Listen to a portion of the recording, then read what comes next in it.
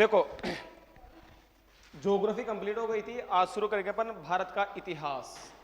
Railway के बारे में थोड़ी बहुत जानकारी जो मैं तुम्हें नोट्स दूंगा ना जनसंख्या के उसके बारे में दे दूंगा, 2-4 लाइन है कि उसके बारे में। देखो, जीके में 3 पोर्शन होते बेसिकली। एक हमने ज्योग्राफी कंप्लीट कर लिया है, दूसरा पोर्शन होता है इतिहास, और एक पार्ट आता है पॉलिटी। ज्योग्राफी का अपने पर्सनली लाइफ में कोई इतना बड़ा रोल है या नहीं है पता नहीं, कभी काम आएगा या नहीं आएगा। देखो, बेसिकली हम ज्योग्राफी, हिस्ट्री या पॉलिटी को इसलिए पढ़ते हैं कि हम एग्जाम पास हो जाएं। ये तो सबकी बेसिक नॉलेज रहती है, बेसिक नीड रहती है। बट ये दो सब्जेक्ट है, इतिहास और पॉलिटी, ये दोनों सब्जेक्ट ऐसे हैं जिनका एग्जाम के साथ साथ हमारी पर्सनल लाइफ पे भी बहुत बड़ा इफेक्ट रहता है, बहुत बड़ा रोल अदा करती है। कैसे? इतिहास के जितने भी किरदार हम पढ़ते हैं, इतिहास में जितने भी जो व्यक्ति हुए हैं, जितने भी क्रांतिकारी हुए हैं, स्वतंत्रता सेनानी हुए हैं, जो भी राजा महाराजा हुए हैं, उनकी विचारधारा कहीं ना कहीं हमारे मन में, हमारे विचारों में प्रकट होती है। उनकी जो सोच थी, उनकी जो विचारधारा उन्होंने अपनाई। हम बेसिकली कई जगह बैठकर बात करते हैं तो कुछ लोग तो महात्मा गांधी के पक्ष में बोलते हैं और कुछ लोग महात्मा गांधी के विपक्ष में बोलते हैं। इसका सबसे बड़ा रीजन ये रहता है कि अगर तुम्हें इतिहास के तथ्य सही तरीके से पेश नहीं किए गए तो तुम्हारे मन में जैसी धारणा उत्पन्न होगी तुम वैसा ही सोचोगे सामने वाले के लिए। इतिहास का सबसे मतभेद करने वाला मुद्दा, सबसे डिस्कस करने वाला मुद्दा महात्मा गांधी का रहता है। कुछ लोग महात्मा गांधी जी को गाली निकालते हैं और कुछ लोग उनका सम्मान करते हैं। हम इतिहास जब पढ़ेंगे तो इसे दौर में देखेंगे कि जो इतिहास में जितने भी किरदार आएंगे, जितने भी व्यक्तित्व आएंगे, उनके बारे में कौन कौन सी बातें थी, क्या वाकई में जो लोग बाग महात्मा गांधी के बारे में ऐसे बोलते हैं वो सही बोलते हैं या गलत बोलते हैं, उनके बारे में देखेंगे। इतिहास एग्जाम की दृष्टि से तो महत्वपूर्ण है ही सही। तुम भारत में रहते हो और यहाँ के व्यक्ति वगैरह या प्रोग्राम में शामिल होते हो, कहीं बैठकर बात करते हो, अगर तुम्हें इतिहास की अच्छी नॉलेज है तो तुम बात करने के लायक बन सकते हो कि हाँ, मुझे इतिहास के बारे में इतना अच्छा नॉलेज है, मैं सब कुछ जान सकता हूँ। तो इतिहास एक उस वे में भी हमारे लिए इंपॉर्टेंट हो जाता है। तो इतिहास को बड़े तसल्ली से सारी डिटेल, सारी जानकारी जो ऑथेंटिक है, जो एकदम रियल जानकारी है, वो तुम्हारे तक पहुंचाएंगे। एग्जाम की दृष्टि से पढ़ेंगे सही, अदर वे में जो भी चीजें रहेगी उनको भी देखेंगे कि कैसे कैसे हमारे लाइफ में ये इंपॉर्टेंट रोल अदा करती है। दूसरा सब्जेक्ट आता है पॉलिटी। पॉलिटी के बारे में ऐसा कहा, बेसिकली भारत के बारे में ऐसा कहा जाता है कि किसी भी व्यक्ति को अगर भारत में सर्वाइव करना है तो उसको 3 चीजों के बारे में नॉलेज होना जरूरी है।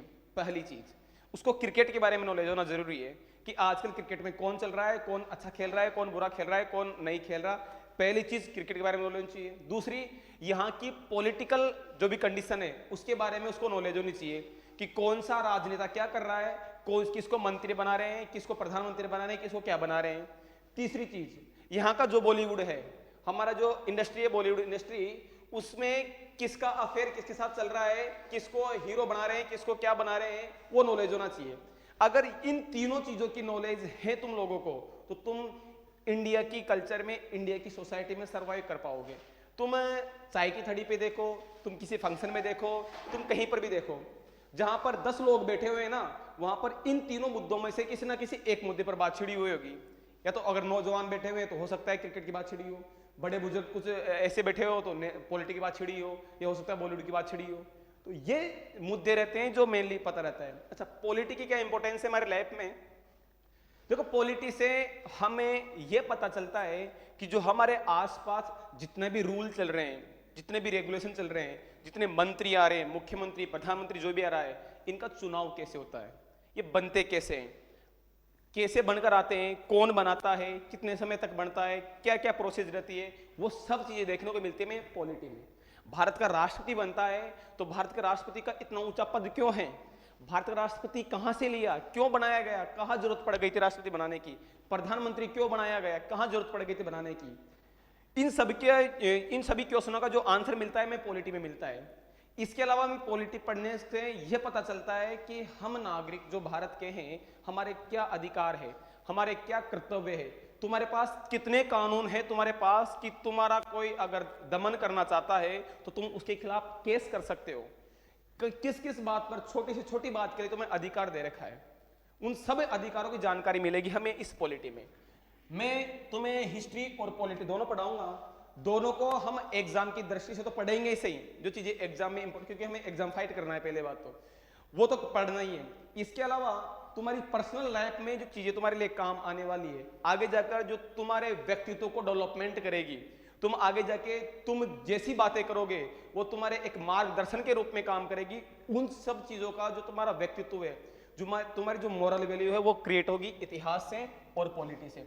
ज्योग्राफी नो डाउट इसके लिए अच्छी है कि तुम्हें नॉलेज होनी चाहिए कि कहाँ पर पहाड़ है, कहाँ पर पर्वत है, कहाँ पर नदियां बहती है, क्या है, अच्छी बात है, नॉलेज होना चाहिए। बट ज्योग्राफी का तुम्हारी पर्सनल लाइफ पे इतना इफेक्ट नहीं पड़ता जितना इतिहास का और पॉलिटी का पड़ता है। इसमें से हम पहले शुरू करना चाहते हैं इतिहास। पॉलिटी का जो बैकग्राउंड है वो इतिहास से जुड़ा हुआ है। इतिहास से ही जब आगे शुरू करेंगे तो उसको अपन पॉलिटी में देखेंगे कि पॉलिटी में वो कैसे कन्वर्ट हो रहा है, क्या क्या इवेंट हुए थे भारत में जिसे पॉलिटिकल इतने कंडीशंस बनी भारत में। तो उससे पहले अपन इतिहास को पढ़ना शुरू करेंगे। तो सबसे पहले इतिहास को पढ़ते हैं, और इतिहास को पढ़ने से पहले हम इतिहास की बेसिक जानकारी देखते हैं कि इतिहास क्या है, क्या पढ़ेंगे इसमें, क्या नहीं पढ़ेंगे, कौन सी चीजें इंपॉर्टेंट है और कौन सी चीजें इंपॉर्टेंट नहीं है। बेसिकली इतिहास को अध्ययन की दृष्टि से हम 3 भागों में डिवाइड करते हैं। सबसे पहला भाग रहता है इसका प्राचीन इतिहास, फिर एक पार्ट पढ़ते हैं अपन इसमें मध्यकालीन इतिहास, और एक भाग पढ़ेंगे हम इसमें आधुनिक इतिहास। अच्छा, सिंपल सा मुझे एक आंसर बताओ, इतिहास किसे कहते हैं? इतिहास किसे कहते हैं? किसे कहते हैं इतिहास? हाँ रवीना क्या बोल रही है? इतिहास किसे कहते हैं? क्या बोल रही है? अब मैं पूछता हूं तो बोलती नहीं है। प्राचीन काल या ईसा पूर्व घटित घटनाओं को इतिहास कहते हैं। अच्छा, कल परसों आज के 10 साल पुराना समय वो भी प्राचीन काल ही था। आज के 10 साल 20 साल पहले भी प्राचीन समय ही था। तो आज के 10 साल 20 साल पहले आपका जन्म हुआ था, उसको तो इतिहास में नहीं पढ़ते अपन। क्रमबद्ध तरीके से पहले आपके दादाजी का जन्म हुआ था, फिर आपके पापा का जन्म हुआ, फिर आपका जन्म हुआ, एक क्रमबद्ध तरीका ही है। उनको क्यों नहीं पढ़ते अपन? नहीं देखो, इनको ही क्यों पढ़ते हैं? इनको वही तो पूछना चाह रहा हूं ना मैं, इतिहास किसे कहते हैं भाई? जो नहीं, आप जो आंसर बता रहे हो सही है, जितना आपको पता है गलत नहीं है आपका आंसर, बट मैं एग्जैक्टली जो इतिहास है वहां पर लेकर जाना चाह रहा हूं कि एग्जैक्टली इतिहास होता क्या है। सुनो, इतिहास उसे कहते हैं कि अतीत में घटित वो सभी घटनाएं जिनका मानवीय जीवन पर सांस्कृतिक रूप से, राजनीतिक रूप से, सामाजिक रूप से और आर्थिक रूप से प्रभाव पड़ता है, उन्हें हम इतिहास कहते हैं। प्रूफ करता हूं कैसे। हम प्राचीन इतिहास पढ़ेंगे, प्राचीन इतिहास में हम सिंधु घाटी सभ्यता भी पढ़ेंगे, प्राचीन इतिहास में हम वैदिक काल भी पढ़ेंगे, प्राचीन इतिहास में हम महाजनपद काल भी पढ़ेंगे। वैदिक काल, सिंधु घाटी सभ्यता और महाजनपद काल, इनमें जिस प्रकार का समाज था, इनमें जिस प्रकार से महिलाओं की स्थिति रहा करती थी, जिस प्रकार से हम प्रकृति की पूजा करते थे, आज भी हमारे ऊपर उनका प्रभाव है। तो समाज जिस प्रकार का पहले था, तो कहीं ना कहीं उनका प्रभाव आज भी हमारे समाज में देखने को मिलता है। तो इतिहास की या अतीत की वो घटनाएं हैं जो मानव जीवन पर सामाजिक रूप से प्रभाव डाल रही है, उसको हम इतिहास में पढ़ते हैं। राजनीतिक रूप से कैसे कि जैसे हम मध्यकाल पढ़ेंगे तो मध्यकाल में राजा महाराजाओं का काल रहा है, उस राजा महाराजाओं के काल में उनका शासन प्रशासन कैसे चला करता था, कैसे वो रूल बनाते थे, कैसे रूल नहीं बनाते थे, उनको पढ़ते हैं। एक बहुत बड़ा विद्वान हुआ है कौटिल्य ने एक किताब लिखी अर्थशास्त्र। अर्थशास्त्र में राजनीति के बारे में, प्रशासन के बारे में जानकारियां मिलती है। उस अर्थशास्त्र पुस्तक से हम आज भी नॉलेज लेते हैं कि कैसे प्रशासन चलाना चाहिए, कैसे प्रशासन नहीं चलाना चाहिए। जितने भी हमारे IAS RS ऑफिसर होते हैं वो सब वो बुक्स पढ़ते हैं, उनको नॉलेज लेते हैं कि कैसे हमें प्रशासन चलाना चाहिए। तो प्राचीन समय का आज भी राजनीतिक प्रभाव भी है और सामाजिक प्रभाव भी है, और सांस्कृतिक प्रभाव तो देखने को मिलता ही है। जो प्राचीन समय से जो रीति रिवाज चलते हुए आ रहे हैं, हम आज भी कहीं ना कहीं उनको अपना रहे हैं, तो सांस्कृतिक प्रभाव भी पड़ता है। तो अतीत की वो सभी घटनाएं जो मानव जीवन पर सामाजिक सांस्कृतिक, राजनीतिक और आर्थिक रूप से प्रभाव डालती है, उन्हें क्या कहते हैं, हम इतिहास कहते हैं। इसलिए हम इतिहास में सभी घटनाओं को नहीं पढ़ते, केवल उन्हीं घटनाओं को पढ़ते हैं जो हमारे ऊपर इफेक्ट डाल रही है, हमारे पर्सनल लाइफ पर कुछ उनका इफेक्ट हो रहा है, उनको ही पढ़ते हैं। वरना इतिहास में तो बहुत सारे हैं, हमारे पूर्वज भी इतिहास में थे, उनको तो नहीं पढ़ते, पर इनको पढ़ते क्योंकि इंपॉर्टेंट थे, इनका इफेक्ट मानव जीवन पर कहीं ना कहीं था। ये तो हुआ इतिहास। इतिहास को हमने अध्ययन की दृष्टि से 3 भागों में डिवाइड किया, प्राचीन, मध्यकालीन और आधुनिक। अच्छा, प्राचीन इतिहास में किसे कह रहा हूं उसकी बात देखते हैं। प्राचीन इतिहास मैंने कहा है, हमारे भारत में एक प्राचीन सभ्यता उत्पन्न हुई थी जिसका नाम था सिंधु घाटी सभ्यता, इंडस वैली सिविलाइजेशन, IVC। सिंधु घाटी सभ्यता से लेकर, और हम इसको पढ़ेंगे हर्षवर्धन तक काल तक, यानी करीबन आप मान लो 700 ईस्वी तक। सिंधु घाटी सभ्यता से लेकर 700 ईस्वी तक का जो काल था, उस काल को हम बोलते हैं प्राचीन इतिहास, उसको प्राचीन इतिहास में काउंट करते हैं। 726 में एक अफगान शासक ने यहाँ पर अटैक किया, उसके बाद धीरे धीरे यहाँ पर राजा महाराजाओं का काल शुरू होने लग गया। पहले भी राजा महाराजाओं का काल था, लेकिन पहले उनको इतना इंपॉर्टेंस नहीं दे रखा था। पहले जो एक पद हुआ करता था पुरोहित का सभी राज दरबारों में, उस पुरोहित की इंपॉर्टेंस ज्यादा थी, तो ज्यादा महत्व उसको देते थे। लेकिन जैसे मध्यकाल आया तो इसमें राजा महाराजाओं का महत्व ज्यादा बढ़ने लगा, इसलिए इसको अपन मध्यकाल बोलते हैं। और इस मध्यकाल में मेनली जो राज रहा था वो मुगलों का रहा था भारत में, तो इसको अपन मुगल काल के रूप में भी देखते हैं। 726 से लेकर लगातार 1707 तक, 726 से लेकर 1707 तक मध्यकाल चलता है। कहीं कहीं इतिहासकार इसको 1192 ईस्वी बताते हैं, क्योंकि 1192 में जो पृथ्वीराज चौहान था वो मोहम्मद गौरी से हार गया था तराइन के द्वितीय युद्ध में, उसके बाद फिर मुगल सत्ता स्थापित हो गई प्रॉपरली।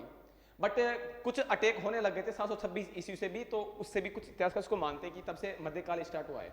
हमें इस कंट्रोवर्सी में नहीं जाना कि कब से स्टार्ट हुआ कब से स्टार्ट नहीं हुआ, हम घटनाओं को क्रमवाइज पढ़ते रहेंगे, जो घटना जहां आएगी उसको वहां देख लेंगे।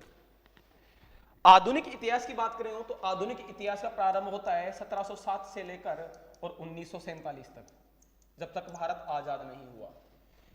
इन टाइम पीरियड के बीच में जितनी भी घटनाएं घटित हुई है उनको हम इस नाम से जानते हैं कि जो सिंधु घाटी सभ्यता से लेकर 700 ईस्वी तक थे उनको प्राचीन इतिहास बोलते हैं, इसके बाद जो आया उसको मध्यकालीन इतिहास बोलते हैं, इसके बाद वाले को अपन आधुनिक इतिहास बोलते हैं। हम चूंकि एग्जाम की तैयारी भी कर रहे हैं तो हमें एग्जाम की दृष्टि से भी पता रहना चाहिए कि कौन सा पोर्शन हमारे ज्यादा इंपॉर्टेंट है, कौन सा पोर्शन कम इंपॉर्टेंट है, क्योंकि हमें एग्जाम फाइट भी करना है, पास होना है। तो इन प्राचीन, मध्यकालीन और आधुनिक इतिहास में अगर इंपॉर्टेंस की बात करें, वेटेज की बात करें, तो सबसे ज्यादा वेटेज आता है आधुनिक इतिहास का।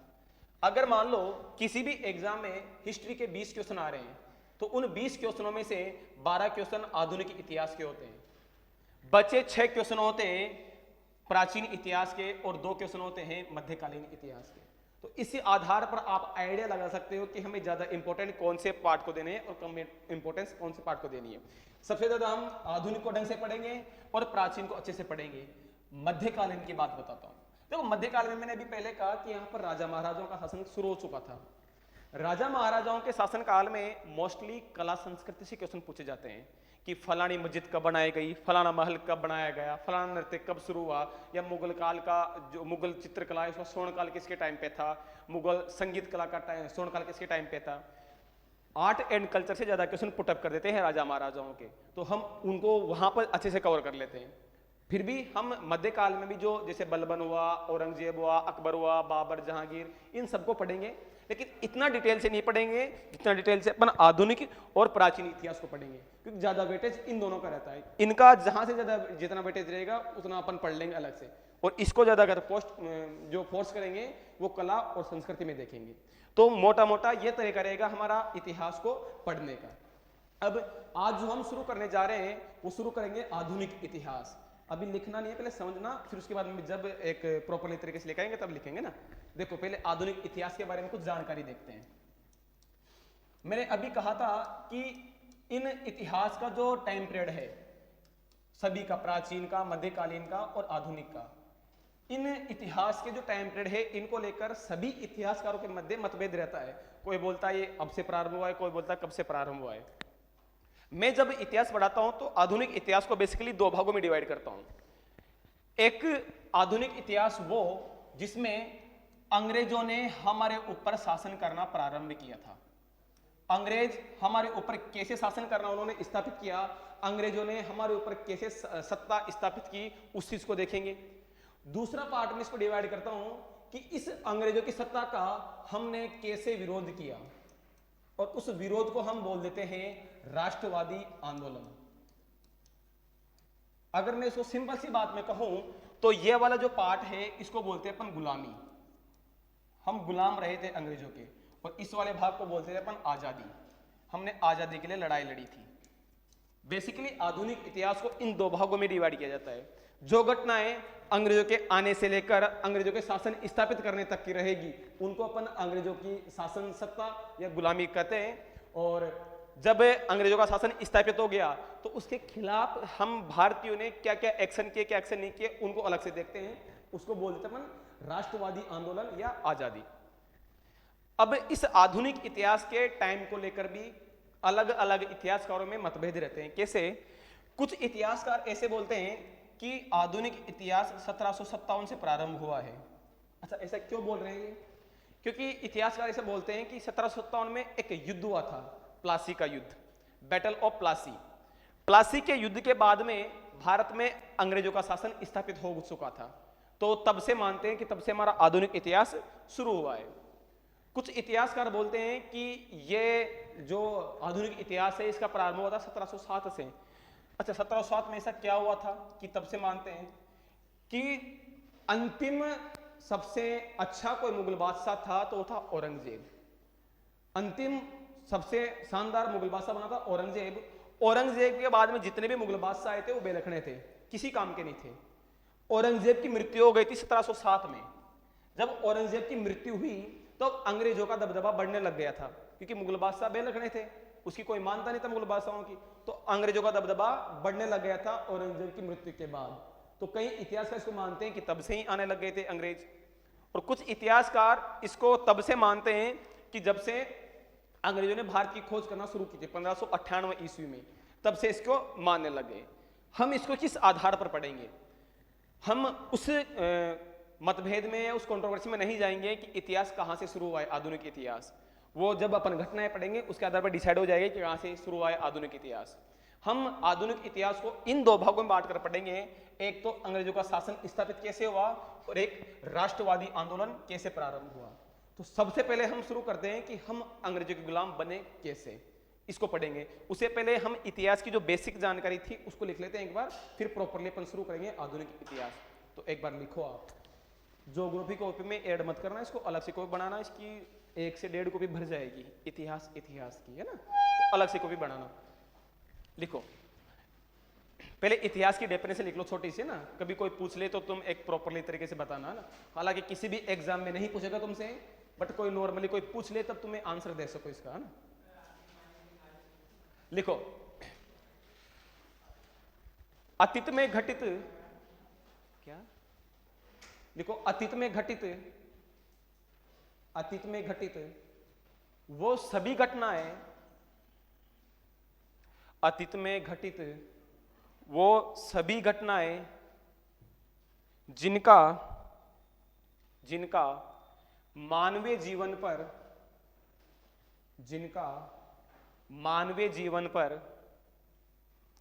अतीत में घटित वो सभी घटनाएं जिनका मानवीय जीवन पर सामाजिक, सांस्कृतिक और धार्मिक रूप से,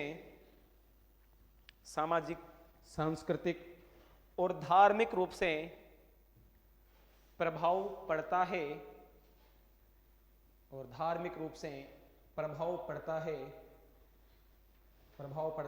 इतिहास कहलाता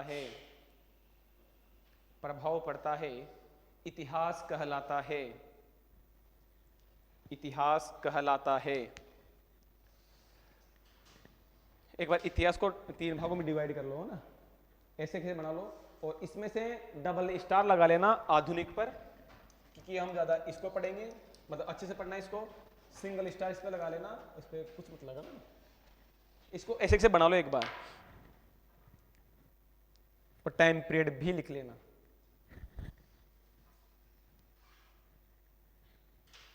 एक आइडिया हो जाए उसके लिए मैंने टाइम पीरियड लिखा है इसको ना, आइडियल मत मानना इसको।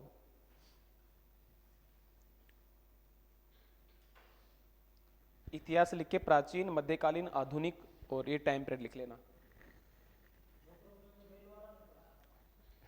उसकी बात हो गई, उसमें थोड़ा सा पार्ट बचा हुआ था, उसको मैं जो जनसंख्या वगैरह कर दूंगा ना, तो मैं नोट्स है उसके साथ उसके मैं जोड़ दूंगा ना,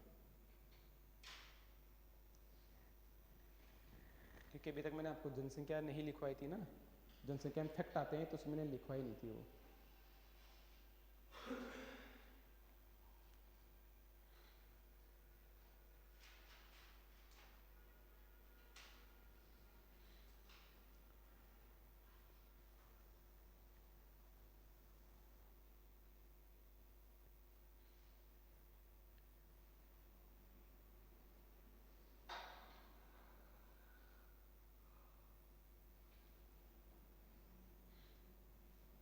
लिख लिया? इसमें प्राचीन इतिहास में आता है, लेकिन प्राचीन इतिहास 700 ईस्वी तक चलता है, तो उसके पहले आ गया ईसा पूर्व, गुप्त काल में कन्वर्ट हो जाता है ईस्वी में, गुप्त काल तक ईसा पूर्व तक रहता है।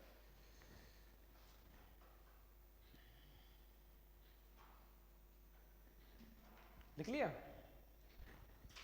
अब आधुनिक इतिहास शुरू करेंगे पहले अपन ना, तो बीच में हेडिंग लगा लो आधुनिक इतिहास, भारत का आधुनिक इतिहास, और उसमें अपना फर्स्ट चैप्टर होगा भारत में यूरोपीय कंपनियों का आगमन का क्रम। पहले आप हेडिंग लगाओ, मैं समझाता हूँ ना, लगाओ आधुनिक इतिहास, मतलब सब्जेक्ट इतिहास है, उसका सब सब्जेक्ट है आधुनिक इतिहास, उसका फर्स्ट चैप्टर रहेगा, उसका नाम बताता हूं मैं भी ना। कुल मिला के हम वो चीज देखेंगे कि भारत में पहले कौन कौन से अंग्रेज आए, भारत में यूरोपीय कंपनियों का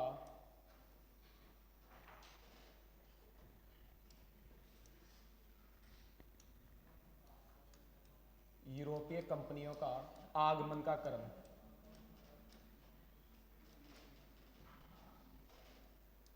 कंपनियों का आगमन का क्रम, ये हमारा फर्स्ट चैप्टर है इतिहास का।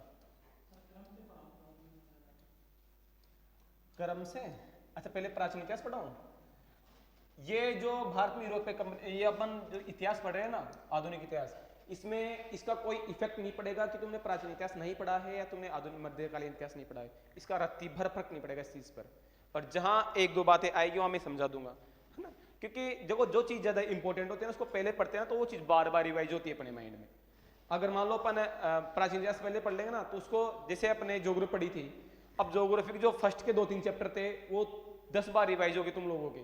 जो चीज अपन पहले पढ़ते हैं वो ज्यादा बार रिवाइज होती है, तो जो इंपॉर्टेंट है उसको पहले पढ़ लेते हैं, जो कम इंपॉर्टेंट है उसको बाद में पढ़ेंगे। सबसे बाद में अपन मध्यकालीन इतिहास को पढ़ेंगे, इसके बाद अपन प्राचीन इतिहास को पढ़ेंगे ना। तो फर्स्ट चैप्टर इसमें भारत में यूरोपीय कंपनियों का आगमन का क्रम। तुम नॉर्मल सा देखते हो ना कि अपन बोलते हैं सबसे पहले पुर्तगाली आए, फिर डच आए, फिर अंग्रेज आए, फिर डेनिस आए, फिर फ्रांसीस आए, फिर स्वीडिश आए, वो क्रम होता है इनका आने का। भाई पहले कौन आया था, फिर कौन आया था, फिर कौन आया था, और इनके बारे में नॉर्मल जानकारी देखेंगे। इसने अपनी पहली फैक्ट्री कहाँ लगाई, पहली कंपनी कहाँ लगाई, क्यों लगाई, किसके लिए लगाई, वो सब चीजों को देखेंगे। लगा ली हेडिंग फर्स्ट चैप्टर। अब इसको पढ़ने से पहले हम वो चीज देखेंगे कि अंग्रेज भारत में आए ही क्यों थे। भाई हम पढ़ रहे हैं कि भारत में यूरोपीय कंपनियों का आगमन का क्रम, ऐसी क्या वजह थी कि जिसकी वजह से अंग्रेज भारत में आए थे। पहले हम उस वजह को देखते हैं, अगर वो वजह हमारी समझ में आ जाएगी तो हमारी ये सारी चीजें ऑटोमेटिक क्लियर हो जाएगी। देखो प्राचीन समय में क्या था, हमारा भारत था, और भारत का जो पश्चिमी तट है, ये पश्चिमी तट मसाला उत्पादन के लिए प्रसिद्ध था। मसाला यहां से बहुत अच्छे उपलब्ध होते थे हमारे यहां से। यहां पर यूरोप है, यूरोप में जैसे पुर्तगाल है, स्पेन है, ब्रिटेन है, फ्रांस है, काफी सारे देश थे। ये ना यूरोप एक महाद्वीप है। वैसे एशिया महाद्वीप है, एशिया महाद्वीप में हमारा भारत एक देश है। भारत मसाला उत्पादन के लिए बहुत अच्छा माना जाता था, मसाला भी और बाकी चीजें भी बहुत अच्छी उत्पादित होती थी भारत में। पहले क्या होता था कि भारत से व्यापारी सामान लेते और सामान लेकर अरब देशों से जाते और अरब देशों से जाकर यूरोप में बेचा करते थे। ये रूट था, व्यापार का मार्ग था ये। कि भारत से सामान खरीदा और अरब देश में होते हुए कहाँ चले गए, भारत वहाँ यूरोप में चले जाएंगे। ये आपको मैं बेसिकली उससे समझाऊं, देखो मैप खोल के समझाता हूँ ना, वर्ल्ड के मैप पे। एक मिनट रुक जाना केवल।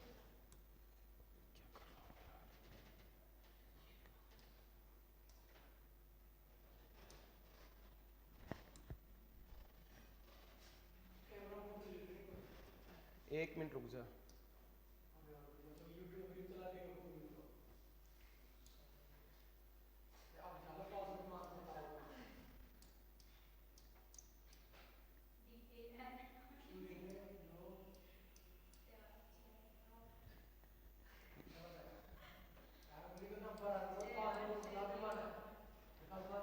बता देंगे ना, पहले हो गया ना। अरे रुक जा,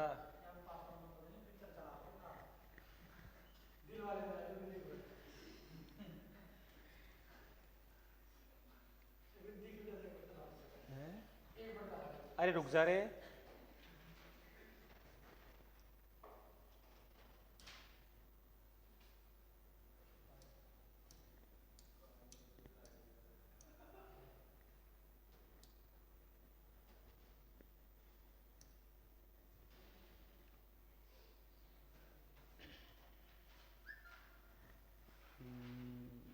कौन सा ये ले लेते हैं, कोई और आएगा, खाली वाला लेते हैं। देखो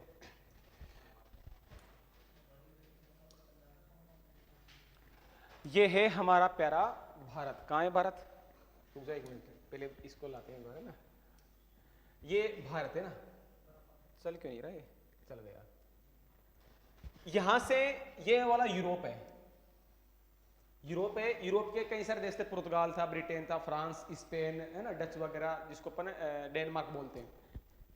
पहले भारत से यहां से होकर मार्ग जा रहा था और यहां से ये अरब देशों से निकलता हुआ यहां तक जा रहा था। यानी कि पहले हम क्या करते थे कि डायरेक्ट ये ब्रिटेन वाले हमसे माल खरीदा करते थे, मसाले हो गए या सोना चांदी हो गए, जो भी हो गया वो डायरेक्ट हमसे खरीदते थे। बट बात आई 1474 के आसपास। 1474 में ऐसा हुआ क्या कि 1474 में यहां पर एक साम्राज्य था जिसका नाम था ओटोमन साम्राज्य। ओटोमन साम्राज्य नाम का एक साम्राज्य था, जिसको हम तुर्की देश जानते हैं ना, तुर्की में यह साम्राज्य था। तुर्की यहां पर छोटा सा देश है, तुर्की में यह साम्राज्य था ओटोमन साम्राज्य। ओटोमन साम्राज्य में बगावत हो गई। पहले ओटोमन साम्राज्य की जो राजधानी थी, उस राजधानी का नाम था कुस्तुनतुनिया। कुस्तुनतुनिया नाम की इसकी राजधानी थी तुर्की ओटोमन साम्राज्य की। इस कुस्तुनतुनिया पर अफगानों ने अधिकार कर लिया, अफगानों ने कब्जा कर लिया। और अफगानों ने जैसे इस पर अधिकार किया ओटोमन साम्राज्य की कुस्तुनतुनिया पर, तो ओटोमन साम्राज्य के दो भाग हो गए। एक ओटोमन साम्राज्य की राजधानी थी कुस्तुनतुनिया और एक की बन गई रोम। रोम तुमने नाम सुना होगा, इटली की राजधानी है। एक ओटोमन साम्राज्य की राजधानी क्या हो गई? रोम हो गई। और जिस राजधानी पर अफगानों ने या तुर्कों ने अधिकार किया था, उसकी राजधानी क्या हो गई? कुस्तुनतुनिया। यानी कि पहले एक ओटोमन साम्राज्य था जिन पर जो तुर्की वाला क्षेत्र है उस पर था, उसकी एक राजधानी थी कुस्तुनतुनिया। उस कुस्तुनतुनिया पर तुर्कों ने अधिकार कर लिया है। और कुस्तुनतुनिया पर जैसे अधिकार किया तो जो पहले से लोग वहां पर रह रहे थे वहां से विस्थापित होंगे, और वो विस्थापित होकर उन्होंने अपनी एक अलग राजधानी बना ली। किस नाम से? रोम नाम से। देखना हुआ क्या, इससे क्या फर्क पड़ेगा। यहां से पहले हम सीधे निकल रहे थे तो बीच में कुस्तुनतुनिया आता था, हम कुस्तुनतुनिया से इजीली व्यापार कर लिया करते थे ब्रिटेन के साथ में। लेकिन जैसे ही इन तुर्कों ने, या इनको बोल दो आप अरब, अरबी है ना, अरब देश के लोग थे, अरब वाले या इन तुर्कों ने जैसे ही इस कुस्तुनतुनिया पर अधिकार किया, उन्होंने इस व्यापारिक मार्ग को रोक दिया कि आज के बाद ना तो तुम उधर से इधर माल दोगे, ना तुम इधर से उधर माल दोगे। और हमने अगर देख लिया तुम्हें इधर व्यापार करते हो तो टांगे तोड़ देंगे तुम लोग। आज के बाद जो भी काम होगा यहां पर हमसे पूछ के होगा, हम कहेंगे वही चलेगा यहां पर। यानी कि इस व्यापारिक मार्ग को बंद कर दिया। इन्होंने, तुर्कों ने। अब व्यापारिक मार्ग को बंद कर दे तो इससे होगा क्या? जैसे व्यापारिक मार्ग बंद हुआ तो भारत का जो भी मसाला था, जो भी भारत के सामान थे, वो ब्रिटेन या यूरोप में जाना बंद हो गए। अब यूरोप में जैसे जाना बंद होगा तो और चीजों के लिए, सोना चांदी और जितने भी सामान थे उनके लिए तो एक बार लोग दूसरी जगह डिपेंड भी हो जाते। लेकिन भारत में एक ऐसी शानदार चीज उत्पन्न होती थी, एक ऐसी शानदार चीज उत्पादित होती थी जिसके लिए यूरोप के लोग रोते थे। वो चीज थी काली मिर्च। यहां की जो काली मिर्च थी, उस काली मिर्च के लिए ऐसा कहते हैं कि भाई साहब तुम क्या जानो काली मिर्च की क्या स्वाद है, इसको खाते ही शरीर में झुंझुनी उत्पन्न होती है भाई साहब, वो तरंग उत्पन्न होते हैं ना काली मिर्च को खाते जो किसी में नहीं है वो चीज। तो मतलब काली मिर्च के लिए लालायित रहते थे यहाँ के लोग, यूरोप के। यानी कि ऐसा कहते थे कि दुनिया का सारा सोना है ना, सारी दुनिया में घूमता है, और सारी दुनिया में घूमकर कहां जाकर इकट्ठा होता है? भारत में। भारत में लोग बाग सोने के बदले काली मिर्च खरीद कर ले जाते थे। इतना बड़ा रोल था काली मिर्च का उनके लिए कि हमें काली मिर्च चाहिए, कैसे भी हाउ हमें काली मिर्च चाहिए। अब व्यापार बंद हुआ, व्यापारिक मार्ग बंद हो गया। व्यापारिक मार्ग बंद हो गया तो यूरोप के लोगों में उस काली मिर्च की लालायत इच्छा जागृत हुई, काली मिर्च कैसे भी चाहिए। तो उन ब्रिटेन के लोगों ने सोचा कि यार हम अभी तो चलो मान लिया कि भारत से जो व्यापार करते हैं इस वाले मार्ग से करते थे जो एक स्थलीय मार्ग है, लेकिन हम इससे पहले भी तो व्यापार करते होंगे भारत से, वो भी तो कोई अलग मार्ग होगा। कि हाँ करते थे। कि कहां से? कि जल मार्ग से करते थे, कि पहले हम यहां से घूमते जाते थे और घूमकर जल मार्ग से होते हुए निकलते थे वहां पर, और भारत से व्यापार करते थे, जहाज वगैरह जाते थे। लेकिन अब वो रास्ता में पता नहीं है कि वो रास्ता किधर है किधर नहीं है, तो रास्ता खोजा जाए। अब रास्ता खोजने के लिए यूरोप के दो देश पहले आगे आए। एक देश का नाम है स्पेन और एक देश का नाम था पुर्तगाल। स्पेन और पुर्तगाल, ये दो देश आगे आए और इन दो देशों ने पहले एफर्ट्स लगाए कि हम ढूंढ के लाएंगे भारत को। किसको खोजना है?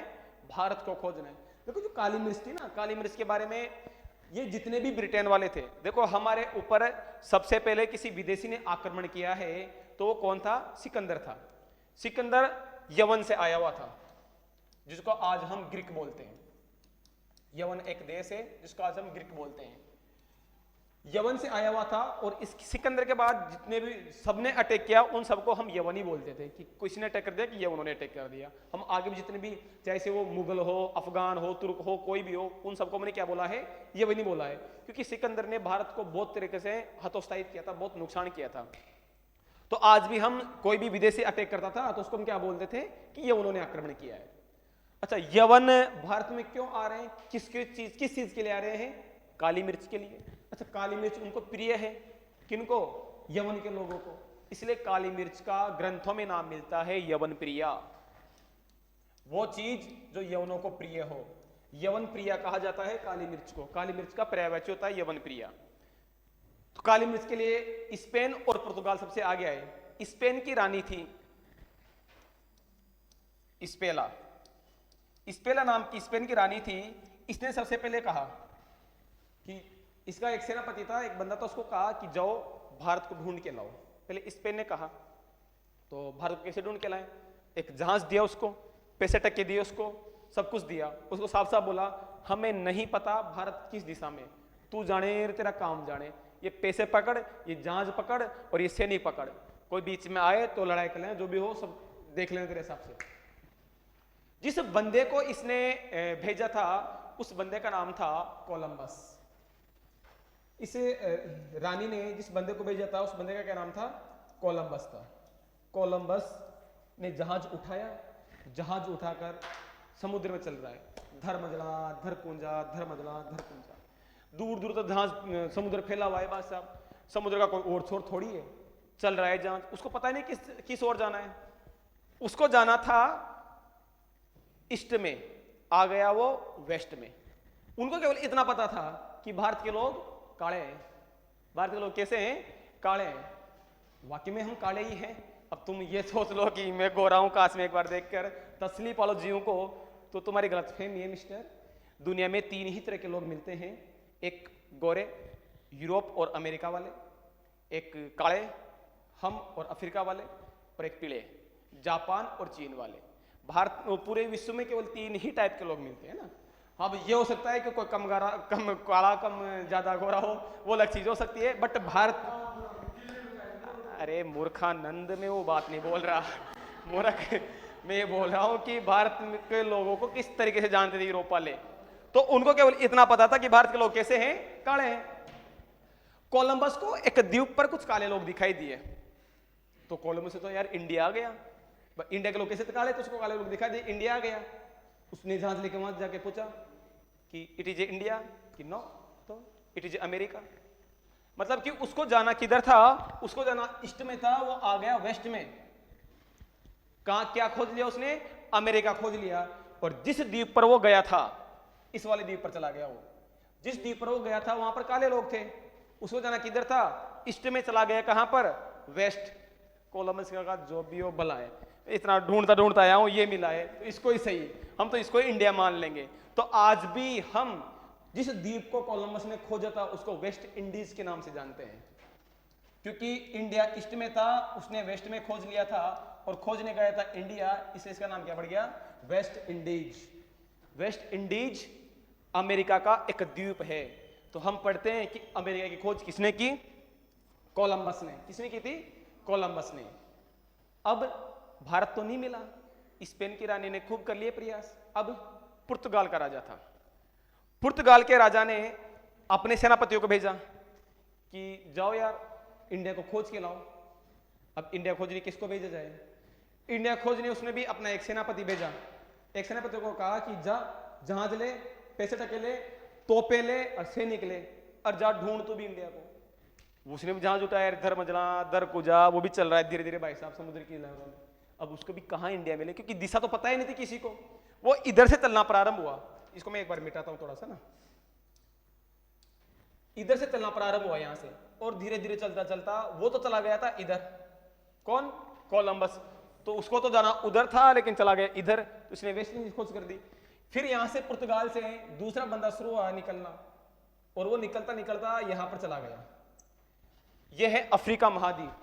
अफ्रीका के निचले टिप पर चला गया, निचले चोटी पर चला गया, वहां उसको कुछ काले लोग दिखाई दिए। उस बंदे का नाम था वास्को डी गामा।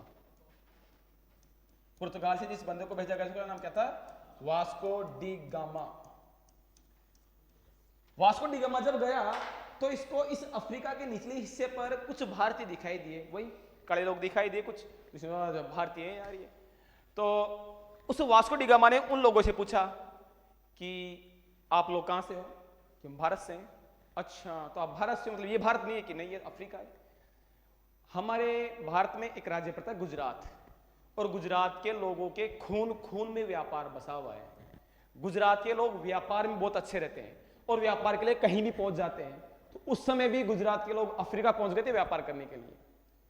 तो वास्को डी गामा ने कहा कि यार मुझे भारत जाना है, तो चल हमारे जहाज के पीछे पीछे आ जा। अभी तो वास्को डी गामा को वहां से आए हुए काफी टाइम हो गया था, पीछे बीवी बच्चे भी थे भाई सब घर पे, तो उनको भी संभालना था। तो वास्को डी गामा बोल रहा है कि देख मैं अभी तो नहीं जा सकता तेरे साथ, क्योंकि लुगाई टाबरे पीछे यार, उनको संभाल के तो आना पड़ेगा एक बार। मेरे को बहुत दिन हो गए घूमते हुए, यहीं घूम रहा हूँ, मुझे इंडिया नहीं मिल रहा। तो ऐसा करता हूं, मैं तो वापस जाता हूं, लेकिन मैं वहां जाकर एक बंदे को भेजूंगा, उस बंदे को तो इंडिया ले जाना।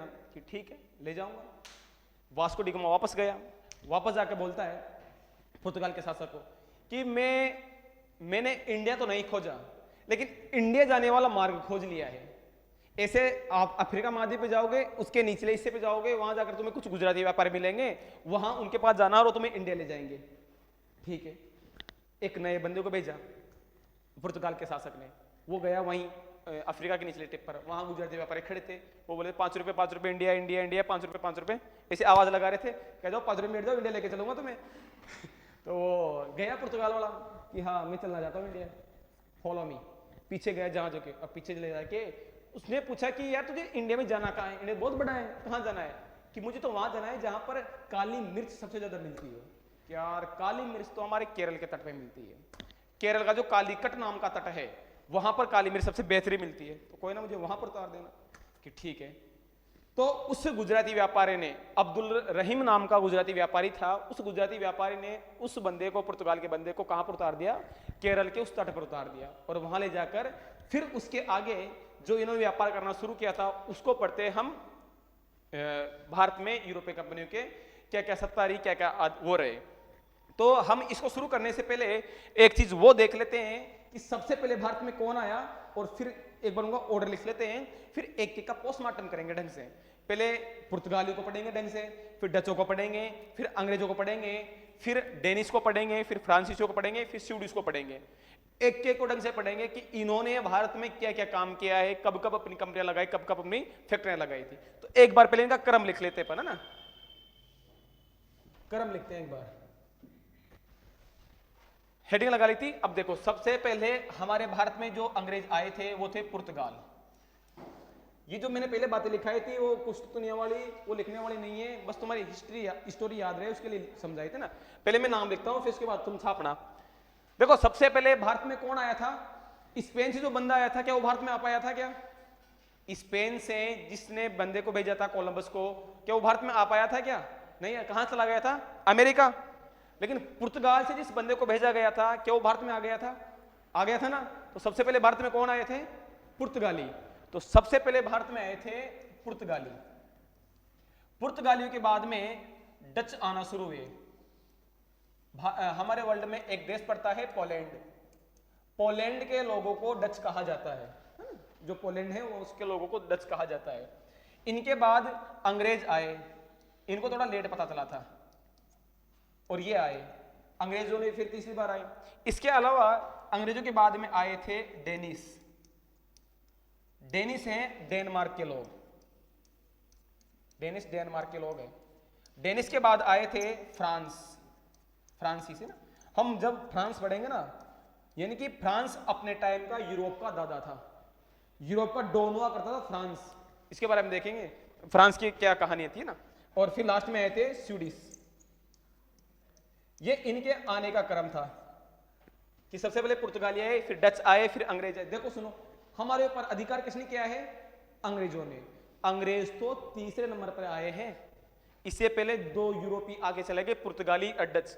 फिर भी राज अंग्रेजों ने किया है। इसके पीछे कोई कारण तो होगा, कोई रीजन तो होगा कि वो दोनों राज नहीं कर पाए, राज केवल इन्होंने किया। इसका क्या कारण था उस कारण को डिटेल से देखेंगे। याद रखने का क्रम है, इनको याद ही रखना है। सबसे पहले पुर्तगाली आए हैं, फिर डच आए हैं, फिर अंग्रेज आए हैं, फिर डेनिस है, फिर फ्रांसीसी, फिर स्वीडिश। देखो अंग्रेजों के ऊपर भी ड है और नीचे भी ड है। सबसे पहले पुर्तगाली याद हो जाएगा इजीली।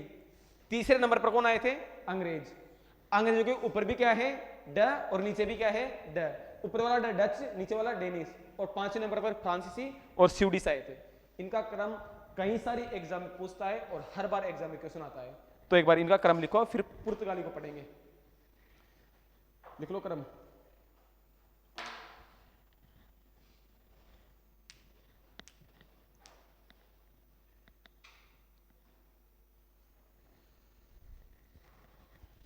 और फर्स्ट हेडिंग लगाओ पुर्तगाल या पुर्तगाली।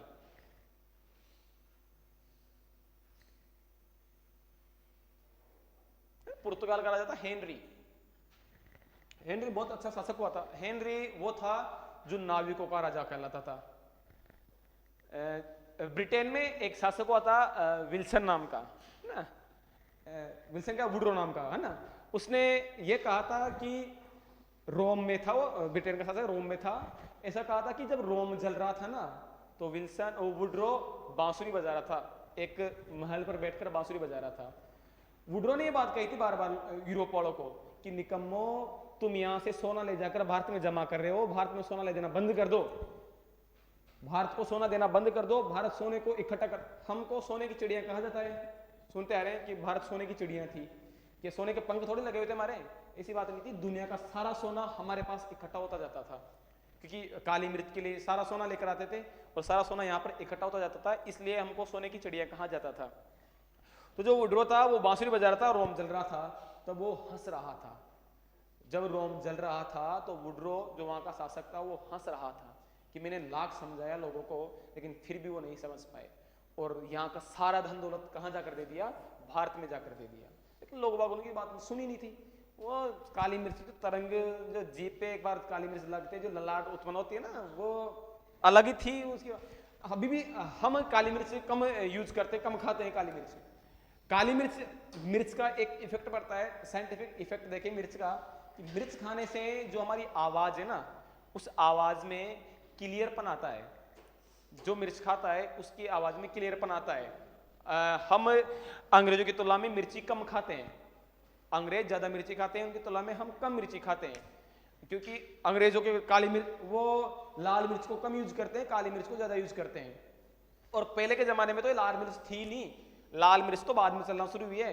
पहले के टाइम पे तो वो आती थी, बड़ी वाली मिर्ची आती थी पहले तो। अभी कुछ टाइम पहले तुमने भी देखा होगा, जिनको भी मम्मियाँ पीसती भाटे पर, उस पर सिलबट्टे पर, वो चलती थी। ये पीसी हुई मिर्ची तो अभी आने लगी है, लेकिन उससे पहले मिर्चियाँ हुआ ही नहीं करती थी, क्योंकि सब्जियाँ ही नहीं बनती थी। पहले के टाइम पे छाछ राबड़ी से काम चलाया करते थे, ज्यादा से ज्यादा कड़ी बना लेते थे, और कड़ी में भी ऊपर से मिर्ची डाल लेते थे, वो भी काली मिर्च, बस काम खत्म। पहले मिर्चियाँ नहीं चला करती थी, मिर्चों को जानते नहीं थे क्या तीखी चीज होती है, पहले इससे काम चलाया करते थे। लेकिन जब से अंग्रेजों ने आया भारत में, तो इन्होंने मिर्ची का ट्रेंड शुरू कर दिया, और आज हम देखो चटपटा खाना का मन करता है ना, वो चीजें। तो आप पहले लिंक लगा ले, पुर्तगाली, पुर्तगाली के बारे में पढ़ते हैं। देखो टाइम तो नहीं हो ना अभी तक है? मजा आ रही है। पुर्तगाली के बारे में देखते हैं ना, है? हाँ चलाएंगे दिल वाली पिक्चर।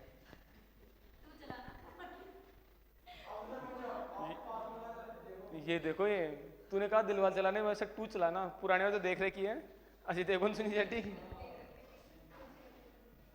पुर्तगाली आज ही पढ़ ले, कल पढ़े? आज ही पढ़ ले क्या? नहीं, कौन बोला? तब तो आज ही पढ़ेंगे पुर्तगाली। पुर्तगाली, इसमें एक लाइन तो लिखो। भारत में सबसे पहले आने वाले यूरोपीय, भारत में सबसे पहले आने वाले यूरोपीय पुर्तगाली थे, पुर्तगाली थे। लिखो नेक्स्ट लाइन से। 1498 ईस्वी में, 1498, 1498 ईस्वी में वास्को डी गामा ने, 1498 ईस्वी में वास्को डी गामा ने भारत की खोज की। वास्को डी गामा ने भारत की खोज की, भारत की खोज की। अच्छा, भारत खो गया था क्या कहीं पे? यहां पर लिख रहे हैं कि भारत की खोज की, तो भारत कहीं खो गया था क्या? तो फिर ऐसा क्यों लिखते हैं कि भारत की खोज की? भाई खोज उसकी होगी जो खो गया हो। भारत खो गया था कहीं पर? नहीं, अंग्रेज या यूरोप उस मार्ग को खो चुके थे जो जल मार्ग से पहले भारत से व्यापार किया करते थे। अंग्रेजों ने भारत के जाने का उस जल मार्ग को खोजा था, इसलिए हम लिखते हैं कि भारत ने अंग्रेजों की खोज की है। तब ऐसा अपन ऐसा बोलते हैं कि भारत की खोज की। भारत की खोज नहीं हुई थी, भारत के उस जल मार्ग की खोज हुई थी। भारत कहीं खोया थोड़ी था, भारत तो वहीं था जहां पहले था। हाँ? तो वो चीजें थी। तो अब मोस्टली कभी पूछे तो भारत कहीं खो गया था, खोया हुआ है ना, वहीं पर था ना। अब देखो, लिखो नेक्स्ट लाइन से। गुजरात के व्यापारी, लिखो नेक्स्ट लाइन से। गुजरात के व्यापारी अब्दुल मनिक की सहायता से, अब्दुल मनिक की सहायता से, अब्दुल मनिक की सहायता से वह भारत आया, वह भारत आया। देखो फिर एक गजब बात है इसके बाद। जब ये कालीकट तट पर आया, भारत में एक तट पड़ता है पश्चिमी पर, कालीकट नाम का ना, जो कर्नाटक और केरल की बाउंड्री पर आता था। कालीकट का जो उस समय राजा हुआ करता था, उस राजा को बोलते थे जमोरीन। हमें नाम पता नहीं चलता कि नाम कौन था, बस उस राजा को बोला करते थे जमोरीन। जैसे जो रूस के राजा होते हैं ना, उस रूस के राजा को बोलते हैं जार। नाम कुछ और हो सकता है, लेकिन उनको जार बोलते हैं। उसी प्रकार से जो कालीकट का शासक था उसको क्या बोलते हैं? जमोरीन। जब जमोरीन को यह बात पता चली कि पुर्तगाल से कोई यूरोपीय व्यापारी हमारे यहाँ व्यापार करने आ रहा है, तो जमोरीन ने उसका दिल खोल के स्वागत किया कि आओ, तुम्हारा मोस्ट वेलकम है। स्वागत किया भाई साहब, फूल वूल बरसाए इसके ऊपर, वास्को डी गामा के ऊपर। अब वो आया यहाँ पर। होता क्या था कि चूंकि पहले सोना चांदी देते थे काली मिर्च के बहाने, अब जमोरिन उसका स्वागत तो कर देता है, लेकिन जब वो व्यापार करता है ना इससे वास्को डी गामा से, तो काली मिर्च देता है। काली मिर्च की जगह पर वास्को डी गामा ने जमोरिन को कांच के बर्तन दिए थे। क्या दिए थे? कांच के बर्तन, अच्छे अच्छे कांच के बर्तन लेके आया था जमोरिन के लिए। जमोरिन नाराज हुआ, कांच दिया है, कांच पड़ा फूट जाए, कोई बाल गिरा दे, टाबर गिरा दे नीचे फूट जाए, मतलब नहीं रहे इसका। तो सोना लेके आता, वो लेके आता तो फिर भी मानते। तो जमोरिन एक बार तो उससे नाराज हुआ, उससे व्यापार करने की इच्छा नहीं हुई उसकी, भाई ये कांच के बर्तन लेके आए और क्या देगा मैं, तो व्यापार करने के लिए एक बार तो उसको मना सा कर दिया। किसने? जमोरिन ने। वास्को डी गामा साथ में तोपे भी लेके आया था। मैंने कहा था कि सैनिक पैसे, जांच, तोपे वगैरह सब दी थी, तोपे भी लेके आया था। जब जमोरिन ने मना करने का कहा वास्को डी गामा को, तो वास्को डी गामा बोलता है जमोरिन को कि या तो राजी से व्यापार कर ले, नहीं तो मैं साथ में तोपे लेके आया हूँ, तेरे इस काली कट के दुर्ग को उड़ा के रख दूंगा मैं, व्यापार कर ले। तो फिर डरा और व्यापार किया किसने? जमोरिन ने, वास्को डी गामा से पहली बार। तो आप यकीन नहीं करोगे, वास्को डी गामा ने जब भारत के साथ व्यापार किया, क्योंकि पहले तो वो वाला रूट था इनका, उधर से अरब से जाओ और फिर व्यापार करो, तो अरब इनसे कुछ टैक्स लेते थे तो सामान बीच में पैसे बचाते थे। अब जब वास्को डी गामा डायरेक्ट व्यापार कर रहा है भारत से, तो उसको 60 गुना फायदा हुआ था, 60 टाइम बेनिफिट हुआ था वास्को डी गामा को, प्रॉफिट हुआ था इतना। कैसे? जैसे मान लो अगर उसने 1 रुपए किलो में काली मिर्च खरीदी है भारत से, तो वो उसको यूरोप में जाकर 60 रुपए किलो की बेच रहा था। 1 रुपए की खरीद कर उसको 60 रुपए किलो की जाकर बेच रहा था वहां पर Vasco D gamma. Vasco D gamma ने भयंकर पैसे कमाए, भयंकर फायदा कमाया। जब ये वापस गया पुर्तगाल में, तब पुर्तगालियों का कि अरे जाओ लूटो भारत को जाकर, वहां पर काली मिर्च मिल रही है और बहुत सस्ते दामों में मिल रही है। जब वास्को डी गामा वापस गया, तब पुर्तगाल के शासक हेनरी ने और वापस भेजे पुर्तगाली, और फिर धीरे धीरे व्यापार होना शुरू हो गया। फिर धीरे धीरे सब और को पता चला, फिर और भी आए यहाँ पर। तो लिखो नेक्स्ट लाइन से, और कैसे आएंगे उसको देखेंगे। ये भी देखेंगे कि पुर्तगाली जब पहली बार यहाँ पर पुर्तगाली आए हैं, तो पुर्तगाली यहाँ पर राज क्यों नहीं कर पाए, उस चीज को देखेंगे। क्या रीजन था कि पुर्तगालियों का ध्यान यहाँ से हट गया और पुर्तगालियों का ध्यान यहाँ से हटकर दूसरी जगह लग गया, क्यों ऐसा क्या हुआ, उन सब चीजों को देखेंगे। पहले 2-3 लाइन लिखो। इसमें क्या लिखा था लास्ट? हाँ लिखो, काली कट के सुनो, इसमें वो लिखना, हाँ लिखो, यह पहली बार, लिखो यह पहली बार केरल के काली कट तट पर आया। यह पहली बार कौन? वास्को डी गामा ना। यह पहली बार केरल के काली कट तट पर आया, तथा यहां के शासक जमोरिन ने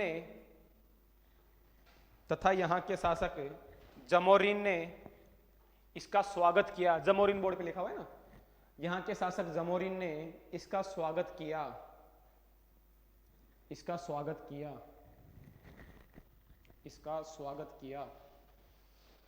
लिखो नेक्स्ट लाइन से, वास्को डी गामा को भारत के साथ व्यापार करने में,